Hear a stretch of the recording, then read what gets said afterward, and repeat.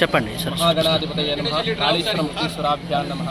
మొదటగా పుష్కరము అనంటే ఏమిటంటే కుందిలుడు అనేటువంటి ఒక బ్రాహ్మణుడు శివుడి గురించి ఘోర తపస్సును ఆచరించి శివుడి యొక్క అష్టమ రూపములలో ఒకటైనటువంటి జలరూపమును పొందినాడు. ఆ జలరూపమే పుష్కరణి. కొంతకాలానికి బ్రహ్మ సత్యయాగం చేయదలిచి సృష్టిని ఆరంభింపదలిచినప్పుడు అతనికి జలము అనేటువంటిది అవసరం పడినది కనుక శివుడిని అడిగి పుష్కరుడి యొక్క రూపాన్ని ప్రసాదించుకున్నాడు. కొంతకాలానికి దేవతల గురువు అయినటువంటి బృహస్పతి బ్రహ్మ గురించి ఘోర తపస్సును చేసినాడు.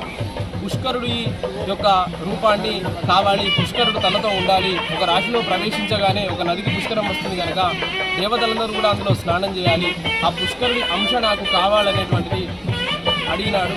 అందులకు గాను బ్రహ్మ తదాస్తు అన్నాడు, శివుడు తదాస్తు అన్నాడు. మరికొంతకాలానికి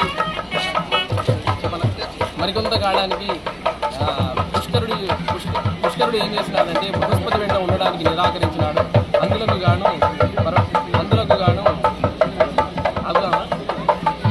బృహస్పతి అనుగ్రహించినాడు.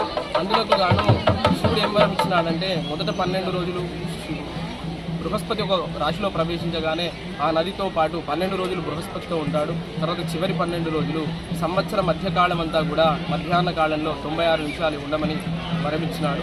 ఇది పుష్కరుడి యొక్క చరిత్ర. ఇక్కడ త్రివేణి సంగమం మనకు కాళేశ్వరంలో ఈ పుష్కరాలు ఇప్పుడు కాళేశ్వరంలో జరుగుతూ ఉన్నాయి. ఇక్కడ గోదావరి, ప్రాణహిత, సరస్వతి అనేటువంటి 3 నదులు ఉన్నాయి. ఎక్కడైనా కూడా త్రివేణి సంగమం అంటే 3 నదులకు పుష్కరం రాకపోవచ్చును. ఇక్కడ 3 నదులు పుష్కరం వచ్చేటువంటి నదులు ఉన్నాయి. కేవలం 12 నదులకు మాత్రమే పుష్కరం రావడం జరుగుతుంది.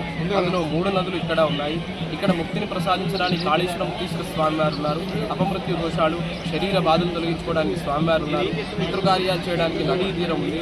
మోక్షనారాయణ బలులు కానీ గతించిన వారికి తిరోధకాలు, పిండదానాలు చేయడానికి గోదావరి నది స్నానం ఉంది.